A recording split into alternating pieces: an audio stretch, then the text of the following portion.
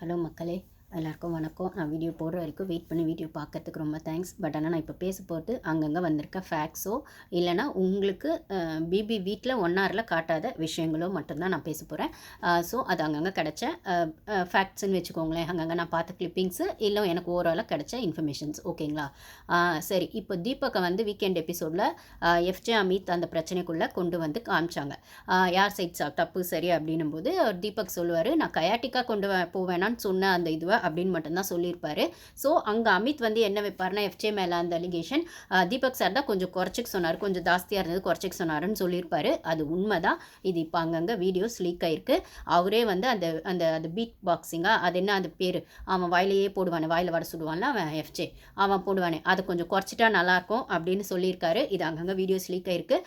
Live பார்த்தவங்களுக்கோ இல்லைனா Twitter அந்த Instagram follow பண்ணுறவங்களுக்கோ அந்த வீடியோஸ் போய் பார்த்துக்கோங்க. ஸோ அந்த இடத்துல தீபக்கை கூப்பிட்டு வந்து என்ன சொன்னாங்களோ, ஐ மீன் என்ன சொல்கிறதுக்காக அவரை கூப்பிட்டு வந்திருக்கணுமோ அதை அவர் சொல்லலை, பூசி மழுப்பிட்டார். அகெயின் அவரும் சீனியர் சேனல் ப்ராடக்ட் அப்படிங்கிறத ப்ரூஃப் பண்ணுறதுக்கு தான் வந்தார். ஸோ ஷோவில் வந்து அந்த பிக் பாக்ஸிங் அதை கொஞ்சம் குறைச்சிக்க சொல்லுங்கன்னு சொல்கிறதுக்கு தீபக்கு இருந்த தைரியம் ஸ்டேஜுக்கு வரும்போது ஏன் சொல்லலை?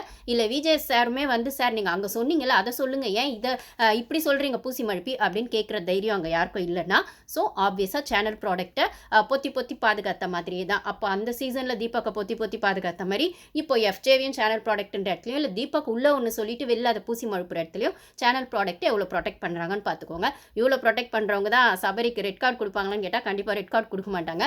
குறைஞ்சபட்சம் அவன் தப்பை ரியலைஸ் பண்ணி சாரியாச்சும் ஃபேக் சாரியாச்சும் கேட்க வைப்பாங்களான்னா அதுவுமே கஷ்டம்தான். அப்படின்னும் போது ஷோ இப்படி தான் போகும்போது அது டாக்ஸிக்காக தெரியுது. ஸோ பார்ஷியாலிட்டி இருக்குன்றது அப்பட்டமாக தெரியுது. இன்னொன்று, அதுக்கப்புறம் வந்து அதே எஃப்ஜேவை அங்கங்கே எச்ச துப்பி வைக்கிறான், அப்படியே நிறைய எச்ச துப்புற மாதிரியே இருக்குது அப்படின்னு ஒரு இடத்துல மஞ்சரியோ இல்லை பிரியங்காவோ கூட ஒரு இடத்துல கலாய்ச்சிருப்பாங்க. அதெல்லாம் வராது. ஆனால் பிரியங்கா கூப்பிடாமையே வந்துட்டு அமித் வந்து சரியாக அந்த இடத்துல சொல்லலை, சொல்லியிருக்கணும், எனக்கான கிரெடிட்டை வாங்கி கொடுத்துருக்கணுன்ற இடத்துல மட்டும் எஃப்ஜேக்கு வக்காலத்து வாங்குறதுக்கு தீபக்கை உள்ளே விட்டுருப்பாங்க. ஆமாம் சொல்லியிருக்கணும்னு. ஓகே, அமித் மேலேயும் தப்பு இருக்குது. அப்போது அது அமித் சொன்ன இன்னொரு உண்மை இருக்குல்ல, இந்த மாதிரி வந்து தீபக் சொன்னாருன்னு, அதையும் தீபக் சொல்லலை. ஸோ அமித் ஆமாம் அந்த கிரெடிட்டை கொடுத்துருக்கணும், நீங்கள் அப்பயே சொல்லணும்ல, அப்படியே ரொம்ப யார் சேனல் ப்ராடக்ட் ஹீரோ நம்ம தீபக் சார் அப்படி சொன்னார். இதே ஏன் சார் நீங்கள் அதை உண்மையாக பேசணுன்னா 2 பக்கம் அமித் சைடு இருக்க உண்மையாக பேசியிருக்கணும், நீங்கள் எஃப்ஜே சைடு உண்மையாக பேசியிருக்கணும். எஃப்ஜே சைடு அவன் சொன்ன உண்மை கரெக்ட், கிரெடிட் கொடுக்கல. அப்போ அமித் சொன்னார், தீபக் சார் தான் சொன்னார்னு, அதுக்கு நீங்கள் பேசியிருக்கணும்ல, ஏன் எஃப்ஜேக்கு மட்டும் பேச வந்தீங்க? அகைன் சேனல் ப்ராடக்ட் ப்ரூஃப் பண்ணிட்டீங்க. ஓகேங்களா? ஒன்றாச்சு. இன்னொன்று வந்துட்டு பிரியங்கா கூப்பிடாமே எஃப்ஜே அங்கங்கே போய் நின்று இருப்பான், அதுவும் வெளியில் வரல. ஆனால் அமித் சொன்னது மட்டும் தப்புன்னு எஃப்ஜே ஒன்று எடுத்து வைக்கிறான், அவன் எங்கேயுமே பொய்யே சொல்லாத மாதிரி. ஸோ இந்த இடத்துல வியானா சொல்லியிருப்பாங்க, நிறைய ஹேட்டர்ஸ் இருக்கலாங்க, அந்த பொண்ணு கேமரா கான்ஷியஸ் கூட பண்ணலாம். எங்க யார் தாங்க கேமரா கான்ஷியஸ்க்கு பண்ணல, சும்மா கேமரா கான்ஷியஸ் பண்ணுறாங்க, கண்டென்ட்டுக்கு பண்ணுறாங்க, பேட் வேர்ட்ஸ் பேசுகிறாங்க, அன்னெசரி வேர்ட்ஸ் பேசுகிறாங்க அப்படின்னா எல்லாமே அந்த வீட்டில் பண்ணுவாங்க தாங்க. நாமினேஷன் பாஸ்க்காக விளையாடுவாங்க, நாமினேஷன் பாஸ்க்காக கண்டென்ட் கொடுப்பாங்க, ஸ்ட்ராட்டஜி பண்ணோன்றதுக்காக கண்டென்ட் கொடுப்பாங்க. அப்புறம் கேமரா தன்னை ஃபோக்கஸ் பண்ணாதான் 1 hour எபிசோடில் வரும்னு ப்ரொமோ கண்டென்ட்டுக்காக ஒன்று பண்ணுவாங்க. எல்லாரும் அவங்கவுங்களுக்கான எஃபோர்ட்டோ பொட்டன்ஷியலோ போட்டுகிட்டே தாங்க இருப்பாங்க. ஆனால் எதை வெளில காட்டணும் காட்டக்கூடாது அடல்ட் கண்டென்ட்டோ பண்ணுவாங்க, அன்பார்லிமெண்ட்ரி வேர்ட்ஸும் பேசுவாங்க, எல்லாமே தான் நடக்கும். ஆனால் எதை காட்டணும் காட்டக்கூடாதுன்னு டிசைட் பண்ணுறது சேனல்னா, சேனல் காட்டலங்கிறதுக்காக உள்ள உண்மை இல்லைன்னு அர்த்தம் கிடையாது. இல்லை, சேனல் காட்டுறது எல்லாம் உண்மையும் கிடையாது. அப்போ ஏன் சேனல் காட்டுறதெல்லாம் உண்மை இல்லைன்னா, முன்னாடி பின்னாடி கட் பண்ணிட்டு நடுவில் மட்டும் காட்டினா எப்படிங்க உண்மையாகும்? அந்த இடத்துல கான்ஃப்ளிக்ட் வருது. ஏன் வந்துச்சு? அதை யார் கிரியேட் பண்ணா? அதை இன்டென்ஷனாக கிரியேட் பண்ணாங்களா, அது ஹீட் ஆஃப் த மூமெண்ட்டில் நடந்துச்சா அப்படின்னு ஒரு விஷயம் வந்து உங்களுக்கு ஃபுல்லாக அந்த கான்வர்சேஷன் புரிஞ்சால் தானே நீங்கள் அதுக்குள்ளே ஒரு ஜஸ்டிஃபிகேஷனுக்கு வர முடியும். அதை விட்டுட்டு 1 hour 5 நிமிஷம் காட்டுறது வச்சு இவ தான் கத்தனா, இவ தான் சண்டை போட்டானா, முன்னாடி என்னமா நடந்துச்சு, அதுக்கப்புறம் என்னமா நடந்துச்சு அப்படிங்கிறத காட்டினா தானேங்க தெரியும். அப்போ அதுவும் உண்மை இல்லை தான். ஸோ 1 hourல காட்டுறது எல்லாமே உண்மை இல்லைன்னும் போது லைவில் பார்க்கறதெல்லாம் சரியான, லைவ்லேயுமே முழுசாக அதோட அந்த ஒரு எடிட் கட்டில் அது கண்டினியூஸாக பார்த்தா அது கரெக்டாக இருக்கும். இல்லை அங்கங்கே துக்கூடாவாக காட்டுறாங்கன்னா அகெயின் அதுவுமே டீம் பண்ணுற அவங்களோட ப்ராடக்டையோ இல்லை அவங்க யாரை ப்ராடக்டாக நினச்சிருக்காங்களோ அவங்க லைம்லைட்டில் கொண்டு வரதுக்கான விஷயங்கள். ஓகேங்களா? இப்போ விக்ரம் லைம்லைட்டில் காட்டணும்ல, ஏன்னா விக்ரம் கோட்டிங் கம்மியாக வருதாமே, கனிக்கும் ஓட்டிங் கம்மியாக வருதாமே, ஸோ சேனல் ப்ராடக்டை தூக்கி விடணும்ல, அதனால தான் இன்றைக்கி அந்த புலவர் பதவியை கொடுத்தாரு. அப்போ பிக் பாஸ் கரெக்டாக பண்ணணும் அப்படிங்கிற மாதிரி. ஸோ புரிஞ்சு போயிடுச்சு. அவர் குள்ளநரி நான் ஸ்டார்டிங் சொன்னது கரெக்டு தான். அங்கங்கே அந்த ஸ்பை வேலையை தான் கரெக்டாக பார்க்குறாரு. நீங்கள் ஸ்பை வேலை பார்க்குறது கூட ஒரு டேலண்ட் தாங்க, நான் இல்லைன்னு சொல்லலை. அதை நீங்கள் நியூட்ரலாக பண்ணுறீங்களா, உங்கள் ஃபேவரேட்காக பண்ணுறீங்களான்னு இருக்குது. இப்போ நீங்கள் புலவர்னு கையில் எடுத்ததுக்கப்புறம் வெறும் பார்வை மட்டும் பேசணும், உங்களுக்கு பிடிக்காத திவாகரை மட்டும் பேசணும்னு நீங்கள் கையில் எடுத்தால் அது கேரக்டருக்கான விஷயமா வராது. கனிக்கான உள்ள என்ன விஷயங்கள் இருக்குன்றதையும் நீங்கள் பேசணும், அரோராக்கான உள்ள என்ன விஷயங்கள் இருக்குன்றதையும் நீங்கள் பேசணும், சபரிக்கு உள்ள என்ன மாதிரி கேம் சபரி ஆடுறாங்கிறதையும் பேசணும். அப்போ தான் அந்த கேரக்டரை நீங்கள் மோல்டு பண்ண முடியும். வெறும் பர்சனல் வெஞ்சன்ஸை மட்டும் கொட்டணும்னு நினச்சிங்கன்னா அது முடியாது. ஓகேங்களா? இல்லையா, நீங்கள் குரூப்பாக சேர்ந்து நீங்கள் எந்த டீமில் இருக்கீங்களோ அந்த டீமுக்கு மட்டும், ஐ மீன் நான் டீம்னு சொல்கிறது டாஸ்கில், இந்த பக்கம் கிங்டமா அந்த பக்கம் கிங்டமா அதை மட்டும் பண்ணுங்கள். இல்லை நீங்கள் உங்களோட எக்ஸ்ட்ரா பொட்டென்ஷியலை, ஸோ டாஸ்க்கும் ஆடணும், டாஸ்க்குள்ளே கேமையும் ஆடணும், கேம் மட்டும்தான், அகெயின் கேம் தான் ஆடணும், பர்சனல் வெஞ்சன்ஸை காட்டக்கூடாது. இந்த மைண்ட் செட்டோட தான் அந்த கேமை கொண்டு போனால் தான் அவங்க ரியல் கேமரே தவிர, இல்லைன்னா நீங்கள் ஆட்டு மந்தியில் காணாமல் போயிடுவீங்க, அவ்வளோதான். அதுக்கப்புறம் இந்த ஷோ பொறுத்த வரைக்கும் எப்பயுமே ஒன்று எக்ஸ்ட்ரீம் வில்லியாக இருக்கணும், இல்லை எக்ஸ்ட்ரீம் ஹீரோவாக இருக்கணும். ரெண்டுத்துக்கும் நடுவில் கோமாலையாக இருந்தாலும் காணாமல் போயிடுவாங்க, சப்பை கட்டு ஜாலர் அடித்தாலும் காணாமல் போயிடுவாங்க. இதுதான் இந்த ஷோக்கு நான் இத்தனை சீசனில் பார்த்து என்னோட புரிதலுக்கு உட்பட்ட விஷயம். ஒன்று எக்ஸ்ட்ரீம் கெட்டவனாயிரு பாலா மாதிரி, இல்லை எக்ஸ்ட்ரீம் நல்லவனாயிரு ஆரி மாதிரி. அதுக்கு நான் ஆரி நல்லவர்னு நான் சொல்லலை. நான் அப்போல்லாம் லைவ் கிடையாது, 1 hourல பார்த்த வரைக்கும் ஆரி மேலே நிறைய கான்ஃப்ளிக்ட் இருக்குது. எனக்கு தெரிஞ்சு நான் 1 hour தான் பண்ணேன், ஐ மீன் அப்போ லைவ் இல்லைன்னு நினைக்கிறேன். ஸோ அப்போ பார்த்த வரைக்கும் 2 பேருக்குமான அந்த விஷயங்கள் எக்ஸ்ட்ரீம் போச்சு.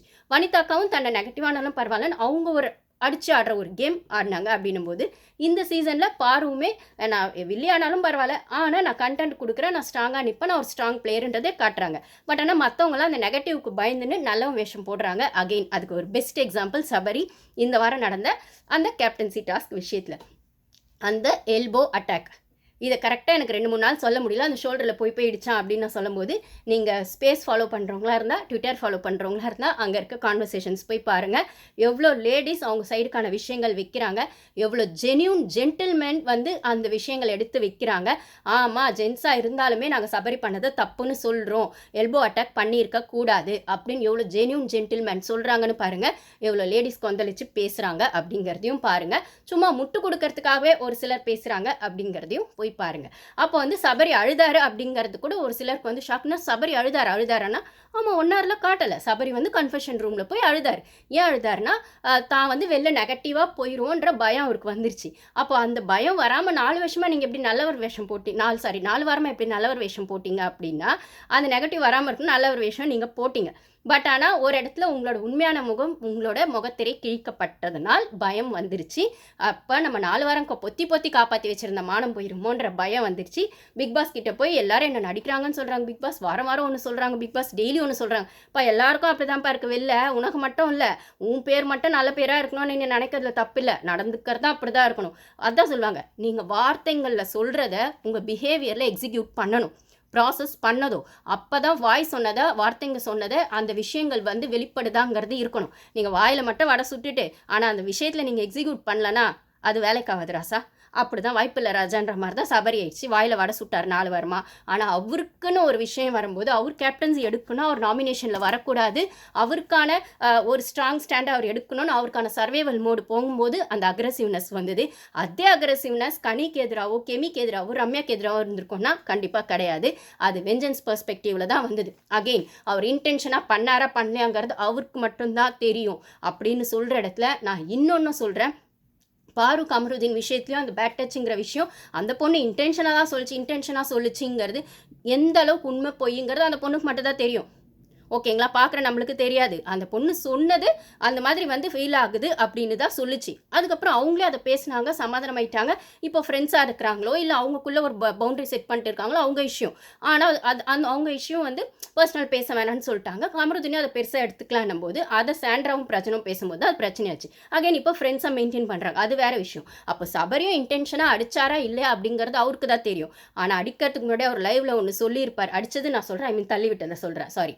அப்போ அவர் சொல்லியிருப்பாரு, இப்போ நான் இப்போ இந்த கேமை பார்த்துட்டு இப்படி தான் ஆடுவேன், ஆடுறதுக்கு முன்னாடி நான் சாரி சொல்லிடுறேன். அப்போ திவ்யா அந்த இடத்துல ஒரு விஷயம் எடுத்து வச்சிருப்பாங்க. அப்போனா இன்டென்ஷனாக பண்ணுவேன்றதை சொல்கிறியான்னு திவ்யா ஒரு கொஸ்டின் கேட்டிருப்பாங்க. இது லைவ்ல தான் வந்துச்சு, 1 hourல வரலை. ஆமாம் கேமுக்காக பண்ணுவேன் அப்படின்னு சொல்லிட்டார். அப்படி பண்ணுவேன்னு சொன்னதுக்கு அப்புறம் தான் போய் அத்தனை வாட்டி எல்போ அட்டாக் சபரி இவங்க பாருவை பண்ணுவாங்க. ஸோ அந்த கொஸ்டினை பாரு கேட்கல, திவ்யாவே கேட்டிருப்பாங்க. கேட்டதுக்கு அப்புறம் அவங்க திருப்பி திருப்பி போய் திவ்யாவும் கொஞ்சம் அட்டாக் பண்ணி, இந்த அளவுக்கு ஃபோர்ஸாக இல்லைனாலும் ஓரளவுக்கு அட்டாக் பண்ணியிருப்பாரு. அதனால திவ்யா அந்த கேமை வந்து இது பண்ணிட்டு சரியாக ஆடாமல் போயிடுவாங்க. அதுக்கப்புறம் சாண்ட்ரா கிட்ட சொல்லுவாங்க, இல்லை அவன் கொஞ்சம் அரகண்ட்டாக ஆடினா நான் எதுக்கு வம்பு, நான் வந்துட்டேன் அப்படின்னு போயிடுவாங்க. ஆனால் பாரு ரியல் கேமரோ ரியல் ஃபைட்டரோ இல்லை, தனக்கு எதிராக நிற்கிற அப்போனண்ட்டுக்கு நான் டஃப்பு கொடுப்பேன்னு நினச்சி ஆடினாங்களோ, எதுவாக வேணா இருக்கட்டும், அந்த பொண்ணும் டஃப்பு கொடுத்தது, நீங்களும் டஃப்பு கொடுத்தீங்க, அந்த ஆங்கிள் வரைக்கும் கூட ஓகே. அதுக்கப்புறம் மார்க்கிங்னு ஒரு விஷயம் போகும்போது அவ கழுத்து கீழே மெடிச்சிருக்க வேண்டியது தானே அப்படின்னு சொன்ன விக்ரம் தப்பு இல்லை அப்படின்னு சொன்னா, அப்போ நீங்கள் என்ன மாதிரி ஆள்?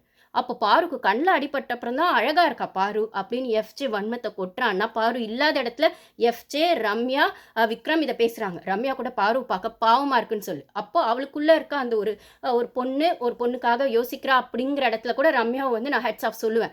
ரம்யா மேலே 1000 விமர்சனம் இருந்தாலும், ஆனால் அந்த இடத்துல 2 ஆம்பளையாக உட்காந்துக்கிட்டு அதுலேயும் ஜென்யூன் ஜென்டில்மேன் ஒருத்தர் யார்? விக்ரம். எஃப்ஜே வீட்டு செல்லப்புள்ள, அந்த வீட்டுக்கும் செல்லப்புள்ள, பிக் பாஸ் டீமுக்கும் செல்லப்புள்ள, ஹோஸ்ட்டுக்கும் செல்லப்புள்ள.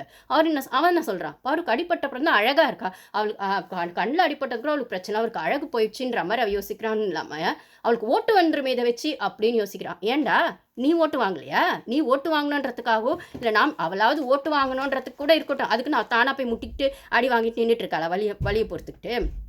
அப்போது நீ பிக் பாக்ஸிங் பண்ணுறீக்கே, அப்போ உன் வாயில் வந்துட்டு ஏதோ அடிபட்டு உனக்கு 2 நாள் பேச முடியல அப்படின்னு சொன்னால், உன்னை யாராவது எப்படி சொன்னால் உனக்கு எப்படி இருக்கும்? அப்போ அந்த பொண்ணுக்கு வலி வந்தால் மட்டும் உங்களுக்கு என்ன தக்காளி தூக்கா? அப்போ பக்கத்தில் ஒருத்தருக்கான ஜென்யூன் ஜென்டில்மேன் விக்ரம், அவன் என்ன சொல்லணும்? என்னடா இருந்தாலும் அப்படி பேசாதரா அப்படின்னு சொல்லாமல், அதெல்லாம் விழுப்புன்றா, வீர தழும்பு அப்படின்னு சொல்கிறான். அப்போ அந்த பொண்ணு முன்னாடி பேச உங்களுக்கு தைரியம் இல்லாமல் நீங்கள் பின்னாடி பேசுகிறீங்கன்னா, நீங்களாம் எந்த மாதிரி ஆம்பளைங்க, இல்லை எந்த மாதிரி ஜென்மங்க? அப்போ அந்த பொண்ணு முன்னாடியே கேட்குது வக்ர விக்ரம்னு சொல்லுது. என்ன தப்பு இருக்குது? நீ வக்ரம் பிடிச்சிட்டு தானே பேசுகிற அப்படி?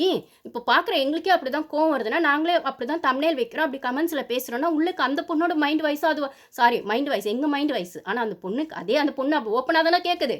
தைரியம் உங்களுக்கு முன்னாடி நேருக்கு முன்னாடி தானே கேட்குது. அப்புறம் அவர் கேட்டால் மட்டும் உங்களுக்கு குத்துது கொடாதா? அப்போ பின்னாடி நீங்கள் போய் பேசலன்னு சொல்லுங்கள்.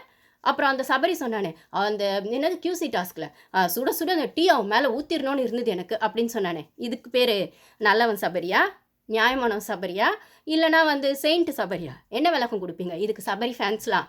ஸோ ஒரு பொண்ணு உங்களுக்கு நேரடியாக தாக்கணுன்றத டாஸ்கில் வச்சு வெஞ்சன்ஸாக பண்ணுவீங்க, இல்லை நேரடியாக அவகிட்ட அந்த கேம் ஆட முடியாத கட்ஸில் இருக்கும்போது இதை இப்படி டாஸ்க் விஷயத்தில் காட்டுவீங்கன்னா, உங்களால் என்ன ஜென்மங்கன்னு சொல்கிறது? இல்லை இவங்களை சப்போர்ட் பண்ணுற அது லேடிஸோ ஜென்ஸோ யாராக வேணா இருக்கட்டும், கொஞ்சம் மனசாட்சியோடு யோசிங்க.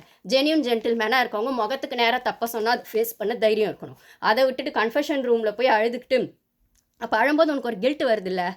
கில்ட்டு வருதா இல்லையா? கில்ட்டு வரதுனால எதை பற்றியுமே நீ கவலைப்படாத. நீ கன்ஃபெஷன் ரூமில் போய் செஞ்சது சரியா தப்புனா பிக் பாஸ் ஒன்றும் சொல்ல. பிக் பாஸ் உங்களுக்கு தப்புன்னு தோணுச்சுன்னா அது எப்படி சரி பண்ணிக்கணும்னு பாருங்கள். தப்புன்னு தோணலைன்னா டாஸ்க்கு நினச்சி விட்டு போங்கன்ட்டாரு.